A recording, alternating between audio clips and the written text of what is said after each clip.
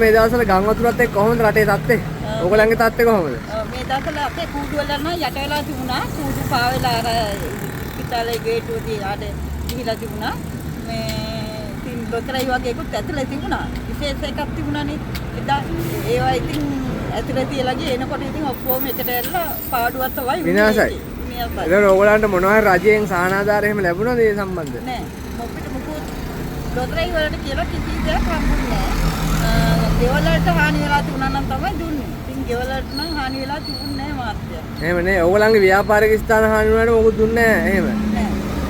දැන් මොකද හිතෙන්නේ මේ දවස්වල මේ රට යන තත්ත්වෙත් එක්ක මොකද ඕගොල්ලන්ගේ අදහස? සාමාන්‍ය විදියට යනවා. ආර්ථිකය එහෙම කොහමද? ආර්ථිකය නම් හොඳයි මාත්‍ය. හොඳයිද? හොඳයි. ඒ කියන්නේ දැන් කලින් තිබ්බට වැඩිය හොඳ තත්ත්වයක තියෙනවා. වැඩි අලියෙක් කරනවා.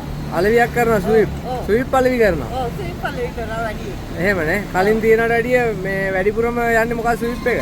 කප්රුක තමයි. කප්රුක යන්නේ නේ. ඔව්. එතකොට මේ දැන් ගම් වතුරට මේ හරිය ඔක්කොම යට වුණාද? ඔව්. අර කොහෙට යන? ඉතාලේ ගේට් ළඟට යනකම් යත වුණා. ගේට් ළඟට යනකම් නේ. මේ සාමාන්‍ය මේ කූඩුව ලොතරේ කූඩුව පාවෙලා ගිහලා තුන තැනට යනකම්.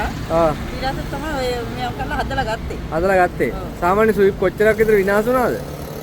ස්වීප් 80ක් මෙයා වුණා. 80ක් විතරගේ. අතින් සල්ලි ගෙවුවා. ගෙවන්න උනා නේ. එහෙමනේ. ඔව්. ඕගොල්ලන්ගේ ආර්ථික තත්ත්වය හොඳයි. ආර්ථිකය හොඳයි. බඩු මිල එහෙම? එළවලු මිල බඩු මිල කොහමද? එළවලු මිල නම් ටිකක් ගණන් අත්තේ. එහෙමනේ. ආල් පොල් එහෙම කොහමද? ඔව්. ආලු පොලුත් ඒ ගණන් තමයි. ගණන්.